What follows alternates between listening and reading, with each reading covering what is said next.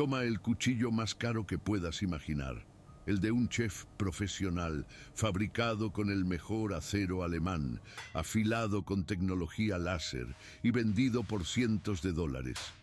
Ahora piensa en la espada de un guerrero que vivió hace 3000 años en Damasco, sin tornos industriales, sin laboratorios, sin computadoras de diseño, solo fuego, martillo y manos. ¿Cuál de los dos corta mejor? La respuesta te va a incomodar, porque la historia de la ciencia no es la línea recta que nos enseñaron, no es una escalera donde cada peldaño es mejor que el anterior. Es algo mucho más extraño, un camino lleno de curvas donde a veces avanzamos, a veces retrocedemos y a veces simplemente olvidamos. Tenemos satélites que mapean el fondo del océano, pero perdimos la fórmula del concreto romano, que lleva 2000 años endureciéndose dentro del agua del mar, mientras el nuestro se fisura en décadas. Sabemos editar el ADN de una célula, pero no podemos reproducir exactamente el vidrio que un artesano anónimo fabricó en el siglo I. La historia del progreso humano está llena de agujeros enormes que preferimos ignorar porque nos incomodan. Y hay objetos, repartidos por museos del mundo, que prueban que ya llegamos a ciertos destinos mucho antes de lo que creemos. 6 objetos que cualquier persona de hoy reconocería de inmediato como algo moderno. 6 objetos que tienen entre 1000 y 3000 años de antigüedad. Hoy vamos a encontrarlos. Empecemos con el acero. En 2006, un equipo de científicos alemanes tomó fragmentos de espadas medievales fabricadas en Damasco y los introdujo en uno de los microscopios electrónicos más potentes del mundo. Lo que vieron los dejó sin palabras. Dentro del metal, entrelazadas entre los cristales de acero, había estructuras cilíndricas de carbono de apenas unos nanómetros de diámetro. Nanotubos de carbono. Exactamente la misma estructura que los laboratorios modernos llevan décadas intentando fabricar para crear materiales más resistentes que cualquier cosa conocida. Fue una de las noticias científicas más comentadas del año.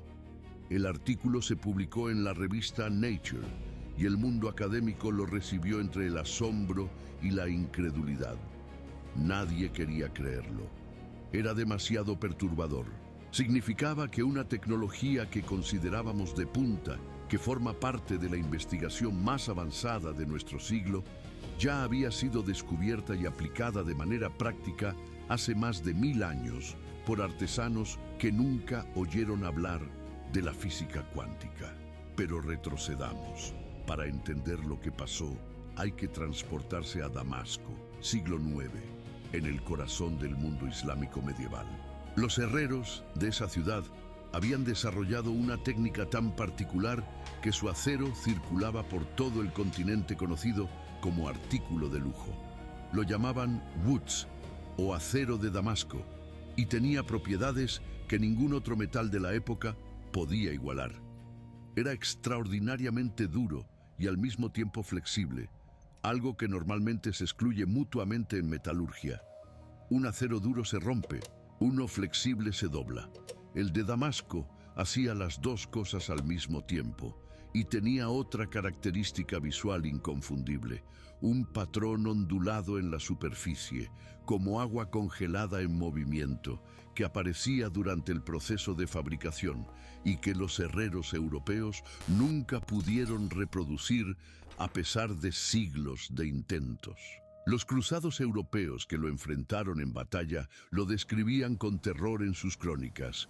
Cuentan que una buena espada de Damasco podía cortar una bufanda de seda lanzada al aire, solo con el peso del tejido cayendo sobre el filo. Eso no es leyenda, es física. Un filo suficientemente delgado y suficientemente duro puede hacer exactamente eso. Y el acero de Damasco era ambas cosas a la vez. Durante siglos, los herreros europeos intentaron copiar esa técnica. Fallaron sistemáticamente. La técnica se perdió cuando las rutas comerciales cambiaron y los maestros que guardaban el secreto murieron sin transmitirlo. Lo que nadie supo hasta 2006 es el porqué de esas propiedades extraordinarias. Los nanotubos de carbono que los científicos alemanes encontraron se forman de manera espontánea a temperaturas muy específicas durante el proceso de forja, cuando el hierro y el carbono se mezclan en las proporciones exactas con ciertos minerales, traza presentes en el mineral original. Los herreros damascenos no sabían que estaban creando nanotubos. No tenían esa palabra ni ese concepto, pero sí sabían exactamente qué temperatura producía el mejor resultado, qué mineral usar, cuántos golpes dar y en qué ángulo. Lo hacían por instinto acumulado durante generaciones y sin saberlo estaban fabricando la tecnología del futuro. Hoy, los nanotubos de carbono son el objeto de investigación más avanzada en materiales, con aplicaciones desde la medicina hasta la aeronáutica espacial. Sus propiedades son extraordinarias. Son más resistentes que el acero convencional por unidad de peso, conducen la electricidad mejor que el cobre y transmiten el calor de manera más eficiente que cualquier metal conocido. Los laboratorios más avanzados del mundo llevan décadas intentando producirlos de manera controlada, económica y a gran escala. El problema es que el proceso es extremadamente delicado. Cualquier variación mínima en temperatura, presión o composición química arruina el resultado. Y resulta que un herrero medieval de Damasco los producía en su fragua a carbón, de memoria, sin necesidad de ningún laboratorio, sin microscopio, sin termómetro de precisión y sin ecuaciones. Solo con el conocimiento transmitido de maestro a aprendiz durante siglos. Cuando las guerras cortaron esas rutas de transmisión oral y los últimos maestros murieron sin dejar registro escrito, el secreto desapareció para siempre, o casi, porque los nanotubos seguían ahí, esperando dentro de las espadas viejas, hasta que una máquina del siglo XXI los encontró. Pasemos al siguiente. Estás en el Museo Británico en Londres. Te detienes frente a una vitrina pequeña. Adentro hay un disco oval de unos 11 centímetros de longitud, casi transparente, con una superficie perfectamente pulida. A primera vista parece el lente de una cámara fotográfica o el óptico de precisión de un telescopio moderno. Podrías verlo en cualquier tienda de fotografía sin que llamara tu atención. Pero el cartel dice que fue encontrado en el palacio del rey asirio Nimrud, en lo que hoy es Irak, y que tiene aproximadamente 3000 años de antigüedad. Es la lente de Nimrud, y desde que fue descubierta en 1850 por el arqueólogo Austen Henry Layard, ha generado un debate que todavía no está completamente cerrado. La lente está fabricada en cristal de roca natural, tallada y pulida con una precisión extraordinaria para su época. Tiene una capacidad de aumento de hasta 3 aumentos, lo suficiente para ampliar caracteres pequeños o para usar como lupa elemental. La pregunta obvia es, ¿para qué la usaban? Los primeros estudiosos la descartaron como un objeto decorativo o un amuleto. Eso era lo más cómodo. La alternativa resultaba demasiado perturbadora. Que los asirios del siglo X a.C. tuvieran algún tipo de óptica funcional, más de 800 años antes de que los romanos comenzaran a experimentar con esferas de vidrio rellenas de agua para ampliar textos. En los últimos decenios, varios investigadores han argumentado que la lente de Nimrud podría explicar algo que siempre intrigó a los estudiosos del mundo antiguo: la extraordinaria precisión de algunas representaciones artísticas asirias. Hay bajorrelieves del mismo período que muestran insectos, detalles de flores y texturas de piel animal con un nivel de detalle que sería casi imposible reproducir a ojo desnudo. El experto en óptica Giovanni Pettinato, entre otros, argumentó que los artesanos mesopotámicos usaban lentes de cristal de roca para ampliar sus referencias visuales al momento de tallar. No está probado de manera definitiva, pero hay otro dato que complica todavía más el cuadro. En el mismo período, en el antiguo Egipto y en la Grecia arcaica, aparecen también objetos de cristal de roca tallados con superficies curvas que varios investigadores han clasificado como lentes primitivas. No son perfectas, no tienen la calidad de la lente de Nimrud, pero sugieren que el principio óptico de la curvatura para ampliar imágenes no fue una invención puntual de un lugar y un tiempo, sino algo que distintas civilizaciones del mundo antiguo descubrieron de manera independiente y luego olvidaron de la misma manera. La historia oficial dice que la óptica comenzó con los árabes medievales, con el filósofo Ibn al-Haytham en el siglo XI. La historia real, la que cuentan los objetos y no los textos, es considerablemente más antigua. La lente existe, el pulido existe, y la pregunta sigue ahí, sin respuesta cómoda. ¿Qué más veían los asirios que nosotros decidimos que no podían ver? Vayamos ahora a algo que cualquier médico reconocería sin dudar ni un segundo. En 1771, durante las excavaciones de la ciudad de Pompeya, sepultada por el Vesubio en el año 79 de nuestra era, los arqueólogos encontraron en la casa del cirujano un conjunto de instrumentos metálicos que les resultó completamente familiar. No porque se parecieran a antigüedades, sino porque se parecían exactamente a las herramientas que ellos mismos usaban en sus consultorios, como si alguien hubiera tomado una caja de instrumentos quirúrgicos del siglo XVIII, la hubiera enterrado, la hubiera desenterrado 1700 años después y la hubiera presentado como hallazgo arqueológico. Bisturíes con hoja de acero intercambiable, espéculos ginecológicos de 3 brazos con tornillo de ajuste, sondas, retractores, pinzas hemostáticas, cucharillas de legrado, 150 instrumentos quirúrgicos en total, todos de bronce y acero, todos perfectamente funcionales si uno los esterilizara hoy. El espéculo vaginal de Pompeya, por ejemplo, es prácticamente idéntico en diseño al que se usaba en los hospitales europeos del siglo XIX, casi 2000 años después. No es una aproximación, no es una inspiración, es el mismo diseño. Esto no es casualidad ni coincidencia cultural, es el resultado de algo mucho más profundo. Que la anatomía humana no cambia y que los problemas que hay que resolver quirúrgicamente tampoco cambian. Y los médicos romanos, que operaban sin anestesia general, pero con una comprensión sorprendentemente sofisticada de la anatomía, encontraron las mismas soluciones instrumentales que nosotros. El médico romano Aulo Cornelio Celso describió en el siglo I técnicas quirúrgicas que incluían la amputación limpia de miembros, la reparación de hernias inguinales, la extracción de cataratas con aguja y procedimientos de cirugía reconstructiva facial. Sus instrumentos se diseñaron para esas funciones exactas. Lo que se perdió no fue el diseño de las herramientas. Lo que se perdió fue el conocimiento acumulado. Cuando el Imperio Romano colapsó y la transmisión del saber médico se fragmentó, Europa tardó más de 1000 años en recuperar procedimientos que los romanos ya dominaban. La Edad Media no inventó nuevas formas de curar.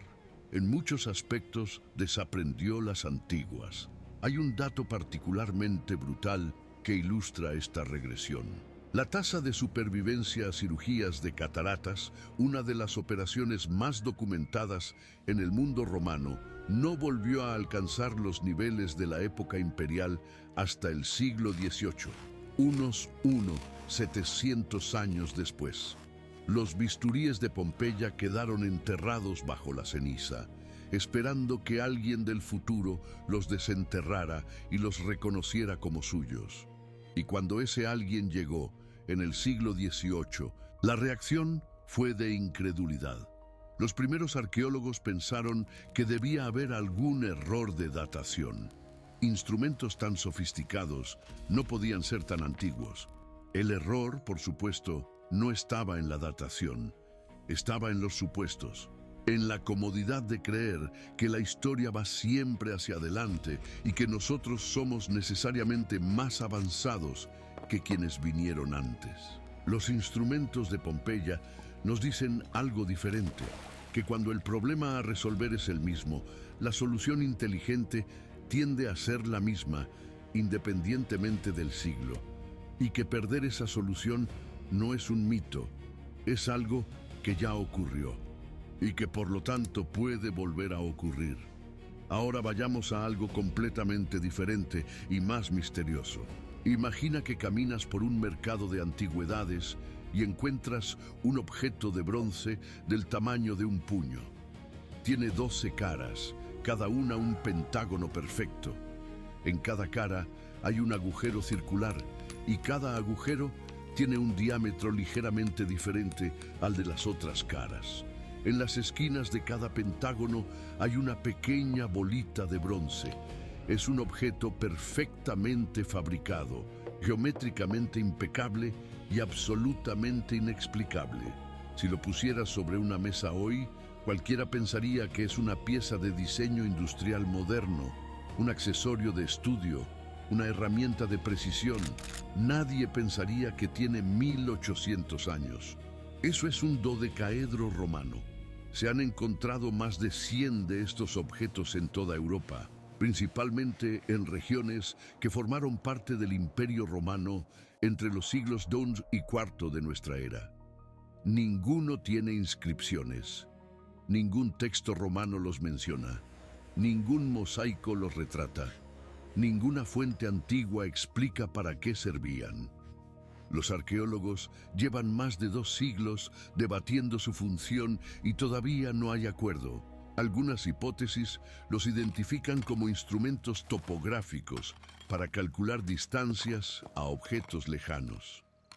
Otras los ven como calibradores para medir el diámetro de proyectiles de artillería o el grosor de tubería de acueducto.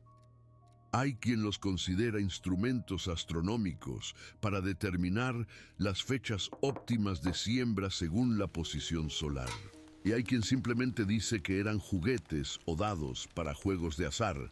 Lo más inquietante es lo siguiente: cuando grupos de personas en Internet, sin coordinación entre sí, comenzaron a experimentar con réplicas, descubrieron de manera independiente que los dodecaedros romanos funcionan perfectamente como herramientas para tejer o hacer punto, usando los agujeros de distintos diámetros para calibrar el grosor del hilo.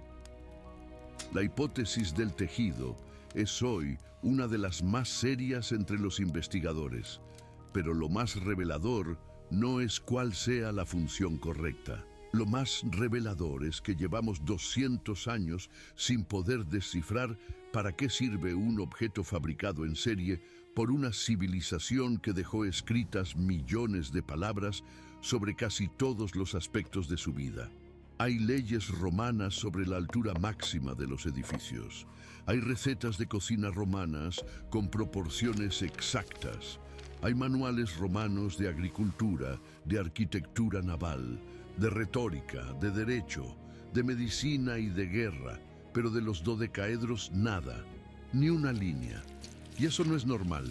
Cuando una civilización tan minuciosa en sus registros no deja ningún texto sobre un objeto que fabricaba en cantidad, hay 2 posibilidades. La primera, que el objeto fuera tan común y cotidiano que a nadie se le ocurrió que merecía explicación. Igual que hoy, nadie escribe manuales sobre para qué sirve una taza de café. La segunda posibilidad es más inquietante: que el conocimiento existiera solo en forma oral, transmitido de persona a persona, y que cuando esas personas desaparecieron, lo que sabían desapareció con ellas. Alguien en Roma sabía perfectamente para qué servían estos dodecaedros, y ese alguien se llevó el secreto. Fabricaron más de 100 de ellos, los distribuyeron por todo el imperio, y no dejaron ni una palabra escrita explicando para qué. Eso, en sí mismo, es uno de los misterios más extraños de la antigüedad. Y hablando de secretos romanos deliberadamente enterrados, el siguiente objeto tiene una historia todavía más oscura. El quinto objeto de nuestra lista tiene la historia más dramática y la más oscura. En el año 14 de nuestra era, un artesano se presentó ante el emperador Tiberio en Roma. Llevaba una copa, no cualquier copa, una copa de vidrio que él mismo había fabricado con una técnica que nadie más conocía. La puso sobre el mármol del salón imperial ante la mirada del soberano y su corte y la golpeó con fuerza con un martillo de hierro. La sala contuvo la respiración. La copa no se rompió. Se abolló ligeramente como haría una copa de metal. El artesano sacó entonces un pequeño instrumento, como si fuera una herramienta de zapatero, y con unos golpes suaves devolvió la copa a su forma original. Perfecta, sin grietas, sin astillas. El salón quedó en silencio. Tiberio preguntó si alguien más conocía el secreto de ese vidrio irrompible. El artesano respondió que no, que el secreto era solo suyo. Según Petronio y Plinio el Viejo, que recogen la historia, Tiberio ordenó ejecutarlo en el acto. El emperador había calculado, con frialdad política, que si ese material se masificaba, el valor del oro y la plata colapsaría. El vidrio irrompible hacía los metales preciosos superfluos, y la economía del imperio dependía del valor de esos metales. Así que mandó matar al inventor y enterrar el secreto. Esa es la historia del vitrum flexile, el vidrio flexible de la antigüedad. ¿Era real? Los historiadores debaten si la anécdota es literal o si es una parábola sobre el poder, pero hay algo que la hace más que creíble, porque resulta que en el siglo XX los científicos desarrollaron el vidrio templado y el vidrio de seguridad laminado usando principios físicos perfectamente conocidos. Control de la velocidad de enfriamiento para crear tensiones internas que redistribuyen el impacto. Y hay investigadores que argumentan que es completamente posible alcanzar propiedades similares de manera artesanal, con técnicas de enfriamiento controlado en agua y aceite disponibles perfectamente en la Roma del siglo I. No sabemos si el vidrio de Tiberio era real, pero sabemos que era posible, y sabemos que si existió, fue destruido deliberadamente, no por el tiempo, no por el olvido, sino por una decisión política tomada por un hombre que entendió exactamente lo que significaba y eligió el poder sobre el progreso. Hay algo que hace esta historia particularmente reveladora. Tiberio no era un ignorante. Era uno de los hombres más informados de su época, con acceso a los mejores científicos y filósofos del mundo romano. Entendió perfectamente la implicación económica del invento y actuó en consecuencia. Esto nos dice algo sobre la naturaleza del progreso que los libros de historia raramente mencionan. El progreso no es inevitable, no es una fuerza natural que avanza sola. El progreso necesita condiciones favorables para sobrevivir, y una de esas condiciones es que las personas en el poder decidan que les conviene. Cuando no les conviene, tienen los medios para suprimirlo. No sabemos cuántas veces ha ocurrido esto a lo largo de la historia. El caso del vidrio flexible lo conocemos porque dos escritores romanos lo dejaron registrado. Los casos que no quedaron registrados son, por definición, invisibles. Esa es quizás la parte más perturbadora de la historia, que algunas tecnologías no se pierden por accidente, se suprimen a propósito. El sexto y último objeto no está en ningún museo de antigüedades, está en cualquier botiquín del mundo, pero su historia viene de Egipto, 3000 años atrás. Se llama azul egipcio y fue el primer pigmento sintético de la historia. No encontrado en la naturaleza, no extraído de una planta o un animal, fabricado, diseñado deliberadamente por seres humanos para imitar y superar el color del cielo y del mar.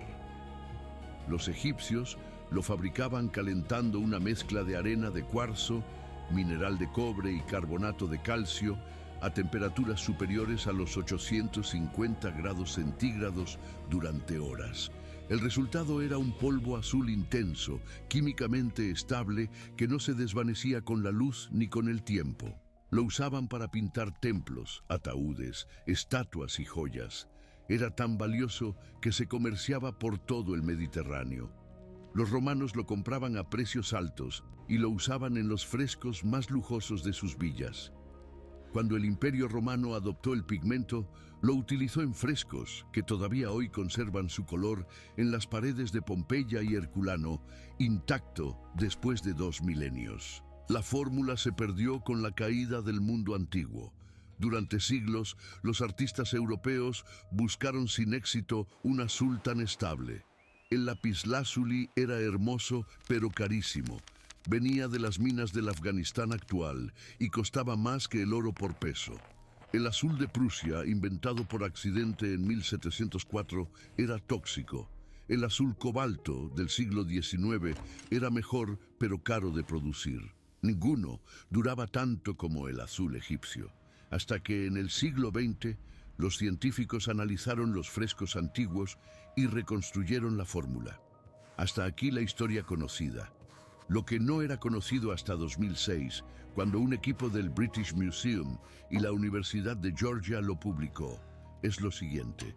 El azul egipcio, cuando se ilumina con luz visible, emite radiación infrarroja cercana de manera extremadamente eficiente.